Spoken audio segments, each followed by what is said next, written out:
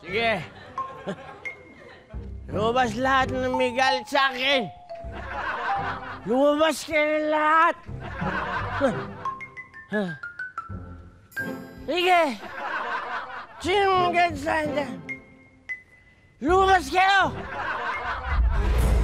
Isa ka rin ba na biktima ko, scam, ha? Wow! Ikaw pala yan, kamatayan! Isang pa-baby wave naman dyan! Anong tingin mo? Si Alden ka? Hoy!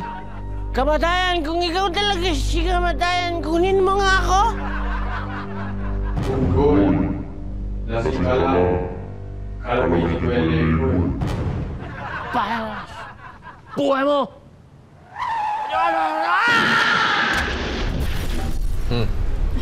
Kamusta si PJ?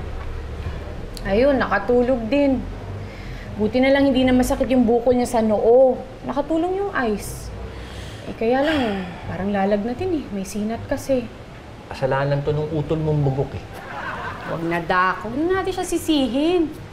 Siguro naman hindi niya ginustong madamay tayong lahat doon sa kapalpakan na nagawa niya. Ako ba? Sakit pa rin ng batok ko. Ate! Kuya! Ate! Kuya! Ate! Kuya! Ate!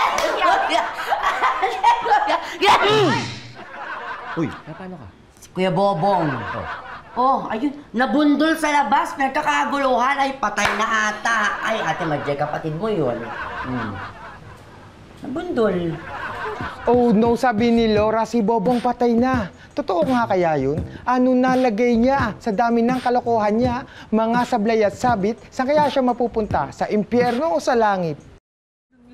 Parang masakit tong... Ay, Dok, hindi naman ho siguro malubha ang kalagayan ng anak ko, hindi ba?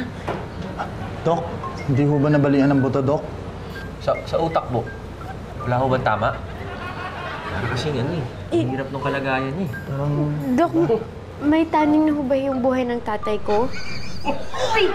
Ano naman itong bata na ito? Taning ka agad?